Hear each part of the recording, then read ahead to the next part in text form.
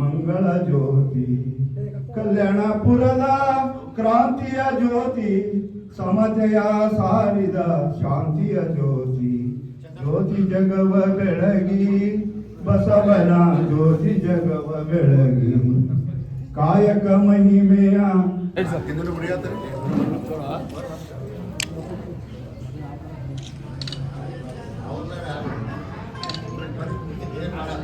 ಎಲ್ಲ ವೇದಿಕೆ ಮೇಲೆ ಸ್ವಲ್ಪ ಹೆಸರು ಕೂಗುವುದು ಕ್ಷಮೆಯೊಂದಿಗೆ ತಮ್ಮೆಲ್ಲರಿಗೂ ನಾನು ಹೃದಯಪೂರ್ವಕ ಸ್ವಾಗತವನ್ನು ಕೊಡ್ತಾ ಹೋರಾಟಗಾರರು ರಾಜು ಪ್ರಧಾನರು ಕೂಡ ಬಂದಿದೆ. ತಮ್ಮೆಲ್ಲರಿಗೂ ನಾನು ಮತ್ತೊಮ್ಮೆ ಮೊದಲೊಮ್ಮೆ ಹಾಜರಿರುವಂಥ ನಮ್ಮ ತಾಲೂಕಾ ಕನ್ನಡ ಸಾಹಿತ್ಯನ ಅಧ್ಯಕ್ಷರು ಪ್ರಭಾವತಿ ಮೇತ್ರಿ ಮೇಡಮ್ ಅವ್ರಿಗೂ ನಾನು ಹೃದಯಪೂರ್ವಕ ಸ್ವಾಗತವನ್ನು ಕೊಡ್ತಾ ಇದ್ದೀನಿ.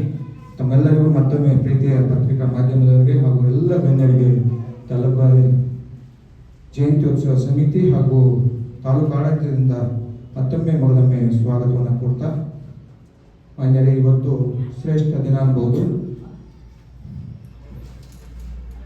ಜಗಜ್ಯೋತಿ ಕುಮಾರಜ್ಯೋತಿ ಮಹಾನ್ ಮಾನವತಾವಾದಿ ವಿಶ್ವಗುರು ಬಸವೇಶ್ವರರ 890 ಮಂಥನ ಮಾಡಿ ಒಂದು ಸಮಾಜಕ್ಕೆ ಸಂದೇಶ ನೀಡಿರುವಂತಹ ಮಹಾನ್ ಚೇತನದ ಸ್ಮರಣೆಯ ಪೂಜನೀಯ ದಿನವಾದಂಥ ಇವತ್ತು ನಾವು ತಮ್ಮೆಲ್ಲರಿಗೂ ಮೊದಲೊಮ್ಮೆ ಹಾರ್ದಿಕ ಶುಭಾಶಯಗಳನ್ನು ಕೋರ್ತಾ ಈಗ ಜಯಂತ್ಯೋತ್ಸವದ ತಾಲೂಕು ದಂಡಾಧಿಕಾರಿಗಳು ಮಾತನಾಡಿದ್ದಾರೆ. ಇವತ್ತು ನಾವೆಲ್ಲರೂ ಕೂಡ ಇಡೀ ದೇಶಾದ್ಯಂತ ರಾಜ್ಯಾದ್ಯಂತ ಸಾಂಸ್ಕೃತಿಕ ನಾಯಕ ಬಸವಣ್ಣನವರ ಜಯಂತಿಯನ್ನ ಬಹಳಷ್ಟು ಸಂಭ್ರಮದಿಂದ ಆಚರಣೆ ಮಾಡ್ತಾ ಇದ್ದೀವಿ. ಇವತ್ತು ಬಸವಣ್ಣನವರು ನಮಗೆ ಕೊಟ್ಟಿದ್ದು ಏನು, 12ನೇ ಶತಮಾನದಲ್ಲಿ ಸಾಮಾಜಿಕ ಒಂದು ಸುಧಾರಣೆ ಮಾಡುವ ಸಲುವಾಗಿ ಒಂದು ಸಮಾಜದ ಸುಧಾರಕರಾಗಿ ಬಸವಣ್ಣನವರು ನಮಗೆ ಕೊಟ್ಟಿರ್ತಕ್ಕಂಥ ಒಂದು ಕೊಡುಗೆ ಏನಿದೆಯಲ್ಲ, ಇಂಥ ಒಂದು ಕೊಡುಗೆ ಆ ಸಂದರ್ಭದಲ್ಲಿ ನಡೆಯತಕ್ಕಂಥ ಒಂದು ಚಳುವಳಿ ಪ್ರಪಂಚದ ಯಾವ ಭಾಗದಲ್ಲಿಯೂ ಕೂಡ ಆಗಿಲ್ಲ ಅಂದರೆ ತಪ್ಪಾಗಲಿಕ್ಕಿಲ್ಲ. ಅಂತ ಒಂದು ಚಳುವಳಿ ನಮ್ಮ ಕರ್ನಾಟಕದಲ್ಲಿ ಒಂದು ವೈಚಾರಿಕವಾಗಿರ್ತಕ್ಕಂಥ ಆಂದೋಲನ, ವೈಚಾರಿಕ ಚಳುವಳಿ ನಮ್ಮ ಭಾಗದಲ್ಲಿ ಆಗಿದೆ. ಅದಕ್ಕಾಗಿ ಬಸವಣ್ಣನವರನ್ನ ನಾವು ಜಗಜ್ಯೋತಿ ವಿಶ್ವಗುರು ಅಂತ ಕರಿತೀವಿ. ನಮ್ಮ ರಾಜ್ಯದ ಮುಖ್ಯಮಂತ್ರಿಗಳು ಇವತ್ತು ಅವರನ್ನ ಸಾಂಸ್ಕೃತಿಕ ನಾಯಕ ಅಂತ ಘೋಷಣೆ ಮಾಡಿದ್ದಾರೆ. ಇವತ್ತು ಕೇವಲ ರಾಜ್ಯದಲ್ಲಿ ಅಷ್ಟೇ ಅಲ್ಲ, ಇವತ್ತು ಇಡೀ ದೇಶದ ಸಾಂಸ್ಕೃತಿಕ ನಾಯಕ ಅಂತ ಹೇಳಿ ಅವರನ್ನ ಘೋಷಣೆ ಮಾಡಬೇಕು ಅಂತಕ್ಕಂಥ ಮಾತನ್ನು ಈ ಸಂದರ್ಭದಲ್ಲಿ ಹೇಳ್ತಾ, ಅವರು ಕೆಲವೊಂದು ಹೊಸ ಪರಿಕಲ್ಪನೆಗಳನ್ನು ನಮಗೆ ಕೊಟ್ಟಿದ್ದಾರೆ. ಕಾಯಕ ಮತ್ತು ದಾಸೋಹ ಅಂತಕ್ಕಂಥ ಒಂದು ಪರಿಕಲ್ಪನೆಗಳು.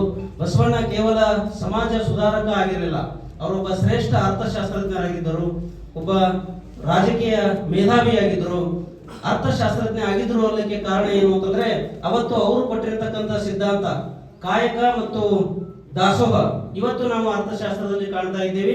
ಇವತ್ತು ಉತ್ಪಾದನೆ ಮತ್ತು ಹಂಚಿಕೆ, ಯಾವುದೇ ಒಂದು ಭಾಗದಲ್ಲಿ ಉತ್ಪಾದನೆ ಆಗಿರತಕ್ಕಂಥ ವಸ್ತುಗಳು ಇಡೀ ದೇಶದಲ್ಲಿ ವಿತರಣೆ ಆಗೋದನ್ನ ಇವತ್ತಿನ ದಿವಸ ನಾವು ಅರ್ಥಶಾಸ್ತ್ರದಲ್ಲಿ ನೋಡ್ತೇವೆ. ಇವತ್ತಿನ ಒಂದು ಉತ್ಪಾದನೆ ಹಂಚಿಕೆನೆ ಆಗಿನ ಕಾಯಕ ಮತ್ತು ದಾಸೋಹ ಆಗಿತ್ತು ಅಂತಕ್ಕಂಥ ಮಾತನ್ನು ಈ ಸಂದರ್ಭದಲ್ಲಿ ಹೇಳ್ತಾ, ಇವತ್ತು ಬಸವಣ್ಣನವರು ನಮ್ಗೇನ್ ಹೇಳಿದ್ದಾರೆ, ನಾವೆಲ್ಲ ಏನ್ ತಿಳ್ಕೊಂಡಿದ್ದೀವಿ ಅಂತಂದ್ರ ಕೈಲಾಸ ಮೇಲ್ಗಡೆ ಆದ ಆಕಾಶದಲ್ಲಿ ಅದ ತಿಳ್ಕೊಂಡಿದ್ದೆವು. ಆದರೆ ಬಸವಣ್ಣನವರು ಶರಣರು ಹೇಳಿದ್ದು ಕೈಲಾಸ ನಮ್ಮ ಕೈಯಲ್ಲಿದೆ ಅಂತಕ್ಕಂಥ ಮಾತನ್ನು ಬಸವಣ್ಣನವರು ಹೇಳಿದರು. ಅದಕ್ಕೆ ಕಾಯಕವೇ ಕೈಲಾಸ, ನಾವು ಮಾಡ್ತಕ್ಕಂಥ ಕೆಲಸದಲ್ಲಿ ಇವತ್ತು ಕೈಲಾಸ ಇದೆ ಅಂತಕ್ಕಂಥ ಮಾತನ್ನ ಇವತ್ತಿನ ದಿವಸ ಬಸವಣ್ಣನವರು ಹೇಳಿದ್ದಾರೆ. ಅಷ್ಟೇ ಅಲ್ಲ, ಇವತ್ತು ಮಹಿಳೆಯರಿಗೆ ಶರಣರನ್ನಾಗಿ ಮಾಡಿರ್ತಕ್ಕಂಥ ಕೀರ್ತಿ ಬಸವಣ್ಣನವರಿಗೆ ಸಲ್ತದೆ. ಯಾವ ಧರ್ಮದಲ್ಲಿಯೂ ಕೂಡ ಮಹಿಳೆಯರಿಗೆ ಸಮಾನತೆ ಕೊಟ್ಟಿರಲಿಲ್ಲ, ಧಾರ್ಮಿಕ ಸ್ವಾತಂತ್ರ್ಯ ಇರಲಿಲ್ಲ. ಮಹಿಳೆಯರನ್ನ ಪೂಜಿಸ್ತಕ್ಕಂಥ ಧಾರ್ಮಿಕ ಸ್ವಾತಂತ್ರ್ಯ ಕೊಟ್ಟಿದ್ದು ಬಸವಣ್ಣನವರು. ಅದಕ್ಕಾಗಿ ಅವರ ಒಂದು ಅನುಭವ ಮಂಟಪದಲ್ಲಿ ಅಕ್ಕ ಮಹಾದೇವಿಯ ಒಂದು ಪಾತ್ರವನ್ನು ನಾವು ನೋಡ್ತೇವೆ. ಗಟ್ಟಿಯಾದಂಥ ವೀರಾಂಗಿಣಿ, ವೈರಾಗ್ಯ ಕಣಿ ಅಕ್ಕ ಮಹಾದೇವಿಯ ಮಾತುಗಳನ್ನು ನಾವು ಇವತ್ತಿನ ದಿವಸ ಕೇಳಬೇಕು. ಆ ರೀತಿಯಾದಂತಹ ಒಂದು ಸಮಾನತೆಯನ್ನ ಮಹಿಳೆಯರಿಗೂ ಕೂಡ ಬಸವಣ್ಣನವರು ಕೊಟ್ಟಿದ್ದು. ಇವತ್ತು ಬಸವಣ್ಣನವರ ಪರಿಕಲ್ಪನೆ ಏನಾಗಿತ್ತು ಅಂತಂದ್ರೆ ಸಮಾಜವನ್ನ ನಿರ್ಮಾಣ ಮಾಡಬೇಕು. ಎಂತ ಸಮಾಜ ಅಂತಂದ್ರೆ ಮಹಿಳೆಯ ಪುರುಷನಷ್ಟೇ ಸಮಾನಳು, ಶೂದ್ರರು ವಿಪ್ರರಷ್ಟೇ ಸಮಾನರು, ಪ್ರಜೆ ರಾಜನಿಗೆ ಸಮಾನ ಅಂತಕ್ಕಂಥ ಪರಿಕಲ್ಪನೆಯನ್ನ ಬಸವಣ್ಣನವರು ಕೊಟ್ಟಿದ್ರು. ವೈಚಾರಿಕ ಚಿಂತನೆಗಳನ್ನು ಇದ್ದು ಅಂದ್ರೆ ಇವತ್ತಿಗೂ ಕೂಡ ಎಲ್ಲಿ ಮೂಢನಂಬಿಕೆಯನ್ನ ಆರಾಧಿಸುವಂತವರು, ಇವತ್ತು ಜಾತಿ ತಾರತಮ್ಯ ಮಾಡುವಂತವರು, ಮೇಲ ಕೀಳು ಅಂತಕ್ಕಂಥ ವರ್ಗ ಏನಿದೆಯಲ್ಲ, ಅವರೆಲ್ಲರೂ ಕೂಡ ಗಟ್ಟಿಯಾಗಿ 12ನೇ ಶತಮಾನದ ಶರಣರು ಅವರ ವಿಚಾರಗಳನ್ನ ಹಂಚಿಕೊಳ್ಳಕ್ಕೆ ಇವತ್ತು ಕೂಡ ಒದ್ದಾಡಬೇಕಾದಂತ ಪರಿಸ್ಥಿತಿ ಇದೆ.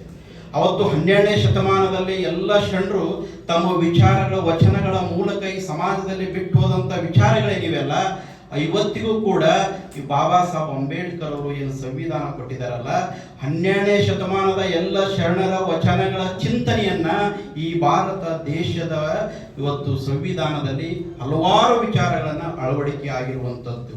ಸಮಾಜದ ಕನಸನ್ನ ಕಂಡಂತ ಬಾಬಾ ಸಾಹೇಬರು, ಅದರ ಜೊತೆಗೆ ಬಾಬಾ ಸಾಹೇಬರ ವಿಚಾರಗಳನ್ನ ಎಷ್ಟು ಪ್ರಖರವಾಗಿ ಇವತ್ತು 12ನೇ ಶತಮಾನದ ಶರಣರ ವಿಚಾರಗಳಿಗೆ ಹೋಲಿಕೆ ಆಗ್ತಾವಂದ್ರೆ ಇವತ್ತಿಗೂ ಕೂಡ ಸ್ತ್ರೀ ಸಮಾನತೆ, ಮೇಲು ಕೀಳು, ಸಮಾಜ, ವೈಚಾರಿಕವಾದಂಥ ಚಿಂತನೆ, ಮೂಢನಂಬಿಕೆ, ಅಸ್ಪೃಶ್ಯತೆ ಇವೆಲ್ಲವನ್ನ ಒಂದಕ್ಕೊಂದು ಬಾಬಾ ಸಾಹೇಬರು ಬರೆದಂಥ ಸಂವಿಧಾನ ಮತ್ತು ವಚನ ಸಾಹಿತ್ಯಕ್ಕೆ ಅವಿನಾಭಾವ ಸಂಬಂಧ ಇದೆ. ಒಂದೇ ವಿಚಾರ, ಒಂದೇ ಚಿಂತನೆಗಳು ಇರುವಂಥದ್ದು. ಇವತ್ತು ನಾವು ಕಂಪ್ಯೂಟರ್ ಯುಗದಲ್ಲಿ ಬದುಕ್ತಾ ಇರುವಂತ ಇವತ್ತಿನ ಕಾಲಘಟ್ಟದಲ್ಲಿ ನಾವೆಲ್ಲವನ್ನ ಮರೆತು ಲಿಂಗ ತಾರತಮ್ಯ, ಮೇಲು ಕೀಳು, ಜಾತಿ ವರ್ಗ, ಬಡವ ಶ್ರೀಮಂತ ಅಂತಕ್ಕಂಥದ್ದೇನಿದೆಲ್ಲ ಅದೆಲ್ಲವನ್ನ ಮರೆತು ಸಮಾನವಾಗಿ ಮನುಷ್ಯರನ್ನಂತೆ ಕಂಡು ಎಲ್ಲರ ಅಭಿವೃದ್ಧಿಯನ್ನ, ಎಲ್ಲರ ವಿಚಾರಗಳನ್ನ ಒಪ್ಪಿಕೊಳ್ಳೋದ್ರ ಜೊತೆಗೆ ಒಬ್ಬ ಮನುಷ್ಯನ ವೈಚಾರಿಕವಾಗಿ ಯಾವ ರೀತಿಯಿಂದ ಬದುಕಬೇಕು ಅನ್ನೋದನ್ನ ಯಾವ 12ನೇ ಶತಮಾನದ ಎಲ್ಲ ಶರಣರ ವಚನಗಳಲ್ಲಿ ಇವೆ. ಇವತ್ತು ನಾವೆಲ್ಲರೂ ಕೂಡ ಜಗಜ್ಯೋತಿ ಬಸವಣ್ಣನವರ ಜಯಂತಿಯನ್ನ ಆಚರಣೆ ಮಾಡ್ತಾ ಇದ್ದೀವಿ. ಅದು ಅರ್ಥಪೂರ್ಣವಾಗಿರಬೇಕು. ಅದರ ಜೊತೆಗೆ ಬರೀ ಬಸವಣ್ಣನವರ ಹೆಸರು ಹೇಳ್ಕೊಂಡ್ರೆ ಅಲ್ಲ, ಅದು ನಿಜ ಜೀವನದಲ್ಲಿ ಅಳವಡಿಸಿಕೊಳ್ಳುವಂಥದ್ದು. ಇವತ್ತಿನ ಸಾಮಾಜಿಕವಾಗಿ ಇರ್ತಕ್ಕಂಥ ವ್ಯಕ್ತಿಗಳು, ರಾಜಕೀಯದಲ್ಲಿ ಇರ್ತಕ್ಕಂಥ ವ್ಯಕ್ತಿಗಳು, ತಿಳುವಳಿಕೆ ಮತ್ತು ಬುದ್ಧಿವಂತಿಕೆ ಇರ್ತಕ್ಕಂಥ ವ್ಯಕ್ತಿಗಳು ಬಾಬಾ ಸಾಹೇಬರನ್ನಾಗ್ಲಿ, ಇವತ್ತು ಅಂಬಿಗರ ಚೌಡಯ್ಯನವರನ್ನಾಗ್ಲಿ, ಕನಕದಾಸರನ್ನಾಗ್ಲಿ, ಇವತ್ತು ಬಸವಣ್ಣನವರಾಗ್ಲಿ, ಅವ್ರು ಯಾರಿಗೂ ಕೂಡ ಜಾತಿಗೆಯನ್ನು ಹೋಲಿಕೆ ಮಾಡದೆ, ಅವ್ರು ಯಾರು ಕೂಡ ಜಾತಿಯ ಪರವಾಗಿ ಕೆಲಸವನ್ನ ಮಾಡಿಲ್ಲ.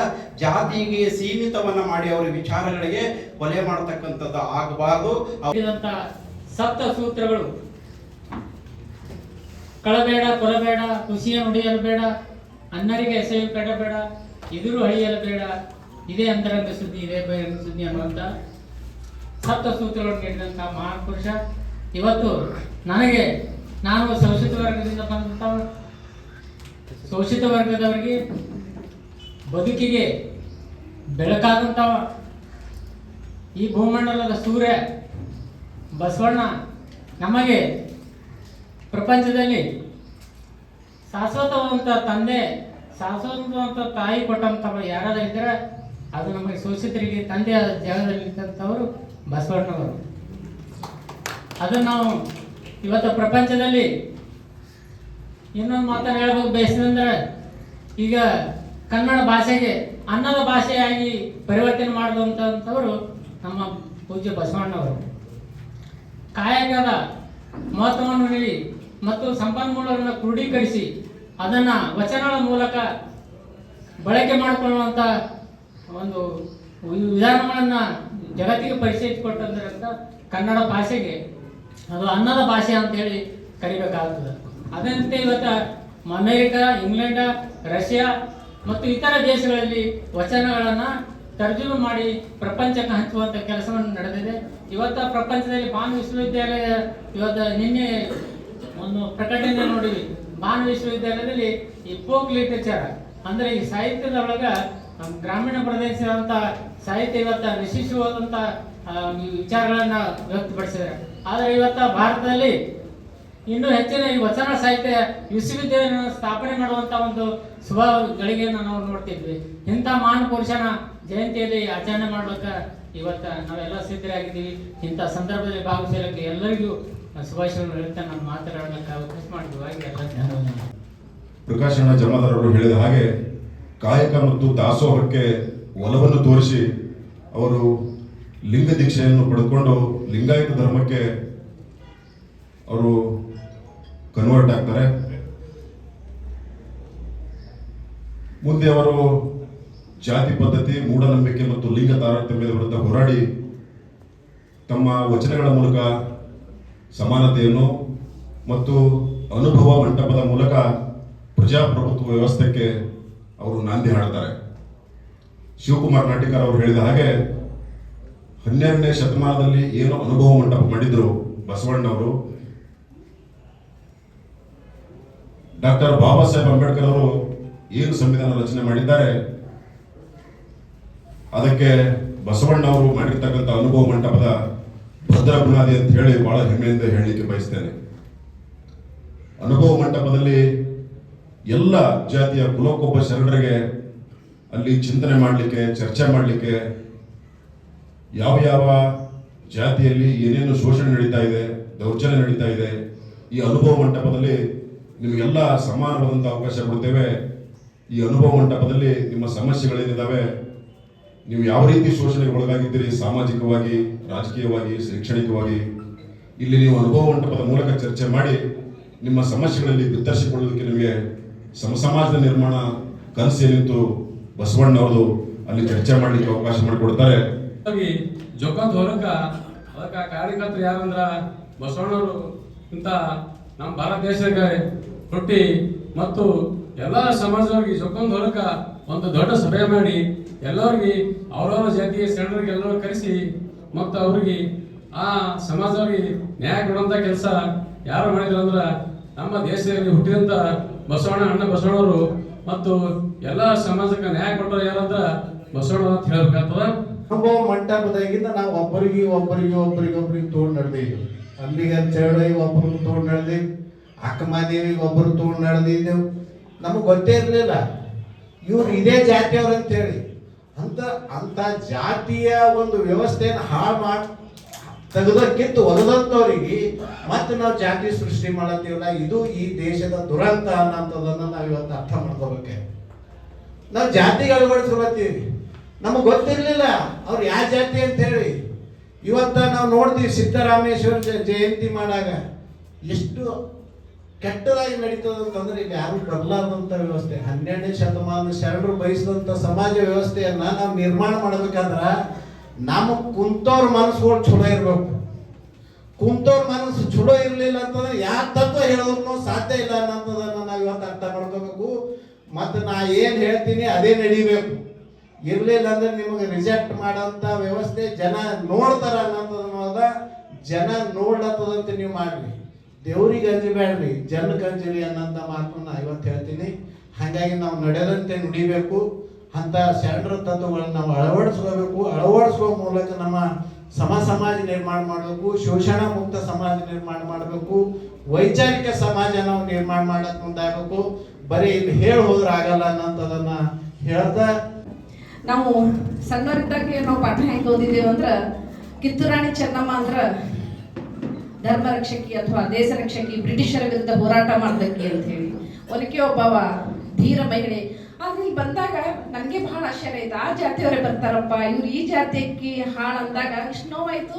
ನಾವು ಇಲ್ಲಪ್ಪ, ಇವ್ರು ದೇಶ ಧರ್ಮಕ್ಕಾಗಿ ಹೋರಾಟ ಮಾಡಿದವ್ರ, ಇಂಥ ಶರಣರಿಗೆ ಜಾತಿಗೆ ಸೀಮಿತ ಪಡಿಸ್ಲಿಕ್ಕಂತ ಹೇಳಿ ಒಂದು ಕ್ಷಣ ನೋವಾಗಿ, ಆದ್ರೂ ಸಹ ನಾ ಪಾಲ್ಗೊಳ್ತೀನಿಲ್ಲ, ನನಗೆ ಯಾವ ಜಾತಿನೂ ಇಲ್ಲ, ಮಾನವ ಜಾತಿ, ಮಾನವ ಧರ್ಮಕ್ಕೆ ಜಯವಾಗಲಿ ಅನ್ನುವಂಥ ಒಂದು ಧರ್ಮದಲ್ಲಿ ನಾನು ಹುಟ್ಟಿದ್ದೀನಲ್ಲ, ನನಗೆ ಬಹಳ ಸಂತೋಷದ ಅಂತ ಹೇಳಿ ನಾನಿಲ್ಲಿ ಬಂದು ಪಾಲ್ಗೊಂಡು ಸತ್ಯವಾಗಿ ಹೇಳ್ತೀನಿ, ನಾನು ಮನಸ್ಫೂರ್ತಿಯಾಗಿ ಬರ್ತೀನಿ. ನಾನು ಯಾವುದೇ ಜಾತಿ ಹಿಡಿದು ಬರೋಂಗಿಲ್ಲ. ಅದಕ್ಕೆಲ್ಲರೂ ಸಹ ಇವತ್ತು ಬಸವಣ್ಣನವ್ರ ಜಯಂತಿಗೆ ನೋಡಿದಾಗ ಸಹ ಅದು ಅನ್ಸ್ಲಿಕ್ಕತ್ತದ. ಇಲ್ಲೆಲ್ಲರೂ ಬಂದಿರ, ಅವ್ರಂತಿಲ್ಲ ಇವ್ರಂತಿಲ್ಲ. ಇದೇ